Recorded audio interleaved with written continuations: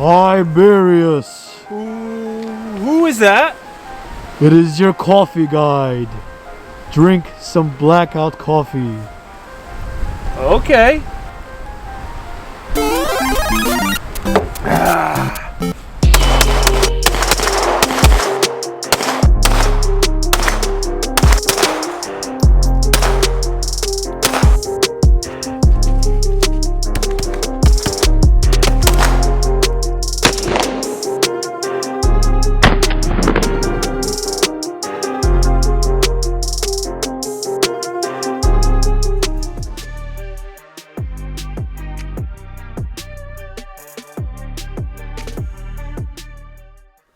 What is going on, ladies and gentlemen? What did you think of my dad joke of an introduction?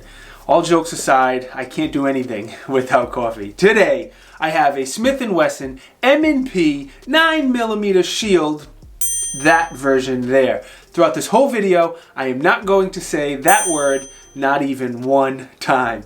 Before we get into this pistol, I need to quickly thank my homies at the Elite Indoor Gun Range because once again, they loaned this pistol to the channel so I could show you guys. If you are anywhere near the southern New England area, do yourself a favor and go check them out. A very, very nice country club, a bunch of training. They have 2 indoor ranges. They have a great sporting clays course, and by far my favorite part, every time I go there, there is always a bunch of dogs there. Let me also quickly thank my Patreon supporters and my 3 channel sponsors, especially USCCA. If you are looking at a pistol like this for self-defense or maybe concealed carry, I highly recommend you click the link down in the video description and see if USCCA is right for you. I also have to quickly do my disclosure. Yes, I work in the firearms industry, but that will have no effect on this video in any way, shape, or form because these opinions are mine and mine only. Last, and certainly not least, let me give a shout out to my homies at Shall Not Comply. If you wish not to comply, check the link in the video description.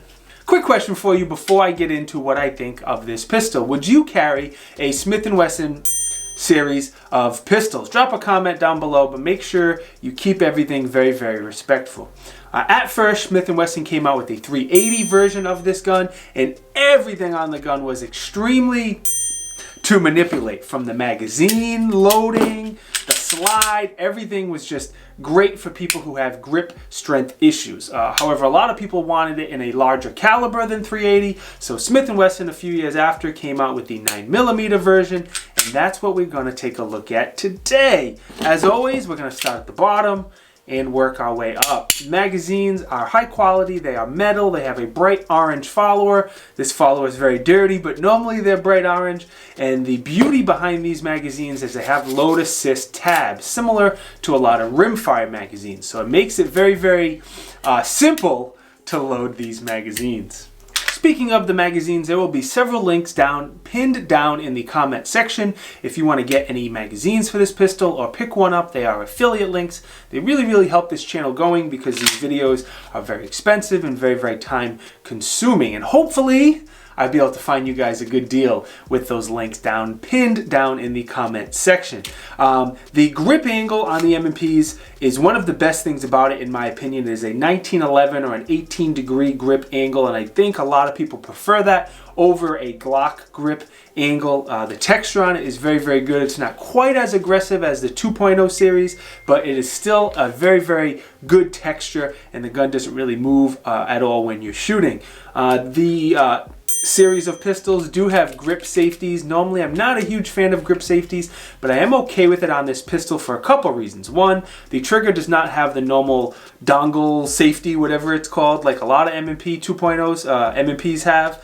And who this gun is made for, a lot of new shooters, maybe female shooters, are going to be drawn to a gun like this, and with that, I don't mind having that extra safety back there. There's really no way you can grab this gun to fire without depressing that grip safety, so I'm okay with it. So the trigger on this hammer-fired gun is actually pretty decent. Yes, this is a hammer-fired gun, not a striker-fired gun. Now the trigger is not as nice as the Staccato XL. This review is coming very, very soon, but for a $500-ish gun, it has a very, very solid trigger.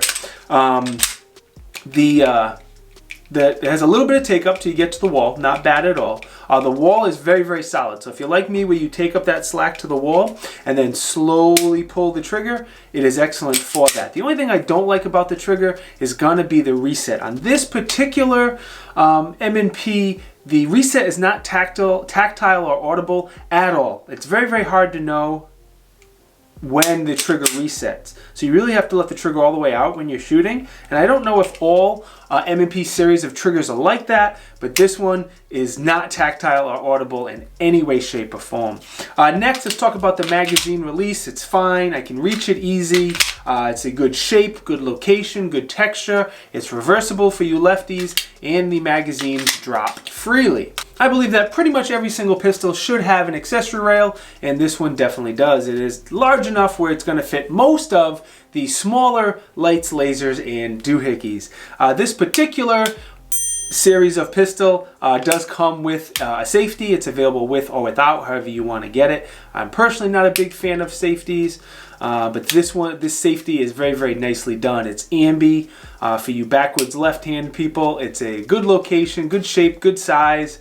Press down to turn the safety off. So as far as safeties go, it works well. Your slide release is only going to work for right-handed shooters. It is not ambi. It is in a good location where that was weird, where I can use it as a slide release fairly easily, but I think people with smaller hands or any of the grip strength issues may have a problem reaching that slide release. It does have a ledge on top that helps you push down, again, if you choose to use it as a slide release. Like most pistols, the slide always has a lot going on. The finish on it is what Smith & Wesson calls an Armornite finish. It's very similar to a nitrite type finish, which is a good thing. Nitrite finishes tend to hold up well and be very, very resistant to rust. The rear serrations are very, very nice. They're like a scallop finish to them, and it really helps you get a good purchase when you're pulling that slide to the rear. The last serration sticks out further than the rest, and it creates like a tab or a ledge. Again, if you have grip strength issues, not only is this slide significantly to rack than most, that ledge in the back helps you even more get a really, really good grip on the slide. It does have a loaded chamber indicator. If you're into anything, the top will stick up a little bit when there is a round in the chamber. The sights are fine. They're a set of white three dot sights. If you want to get a ledge on the rear sight or night sights, you can easily upgrade them, but they come with a set of white 3-dot sights. The only thing on the slide I don't love is going to be these front serrations, and I don't even want to call them serrations because they're not. They're really more there for decoration than anything else. They're okay if you want to do press checks, but the way I look at it is this gun is designed for somebody who has grip strength problems or is a kiddo, not the strongest in their hand. And if you want to run the gun by the front of the slide, it's easy for me. I don't have those grip strength issues. But if somebody does and they want to run the gun from the front, it may be an issue for them. So I wish the front serrations were a little bit more significant. Taking this pistol down is, by now, you guess it, it's very that. We're going to lock the slide to the rear. Obviously, triple check, make sure it's unloaded. On this side of the gun, there is a takedown lever. Let me rotate it down so you can see it. That's how it should look. Once it is rotated down, we're going to send the slide forward, and the slide comes right off. You do not need to pull the trigger, which again, a lot of new shooters are always hesitant with. A lot of them are. You have a captured recoil spring, and then you have a very nice little 3.6-inch barrel, and that is easy as that to field strip the pistol. Taking a look at the dimensions, it is definitely not the smallest gun. By no means am I saying it's large, but it's not tiny. So it makes it a little easier, a little better to shoot.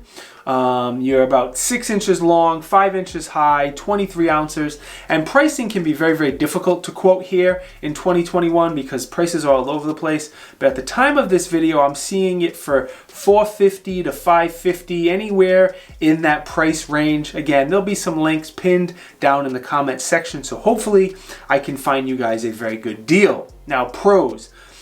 Everything on this pistol is very, very, you know what. Loading the magazines is, yes. Racking the slide is great. The trigger, good. I love the texture on the grip. And then even the slide release is pretty decent. As far as cons, I really only have one con, and that's going to be the front serrations. I don't call them front serrations, even though technically they are. For me, they're more just for decorative purpose. I guess they'd be okay for press checks, but this gun is made for somebody who has grip strength issues, and keeping that in mind, I wish the front serrations were a little bit more significant. Overall though, I think this is a great gun. I think Smith & Wesson knocked it out of the park with their series of pistols. Definitely good for concealed carry, home defense. If someone gets a gun like this, it could fill many, many, many different roles because it's not too big and it's not too small. It's just right. I would have no problem recommending this gun to someone who's a little bit older, maybe my wife, a kiddo, a new shooter, anything like that. This gun would be absolutely perfect for. And myself, I would have no problem carrying this gun.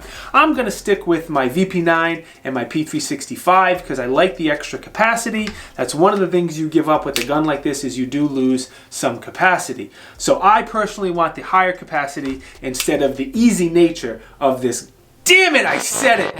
I was doing so good. Oh well, I'm not editing it out. I would rather have the higher capacity than the easy features that this gun provides. Anyway, let me quickly thank my homies at the Elite Indoor Gun Range for loaning this pistol to me so I could show it to you.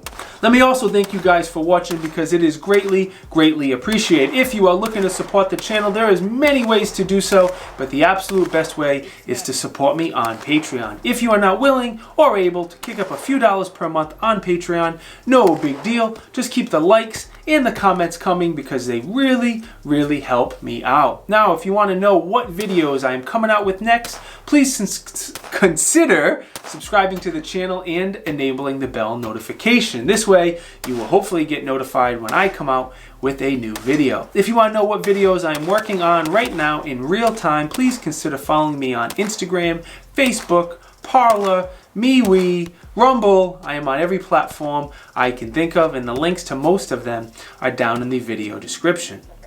I said it in the beginning of the video, but I have 3 really awesome channel sponsors that help this channel to continue to grow. Blackout Coffee Company for your coffee and tea needs, USCCA for any concealed carry insurance, and Dangerous But Good for all of your Christian and Pro 2A apparel. One more time, thank you guys for watching, and I will see you next time.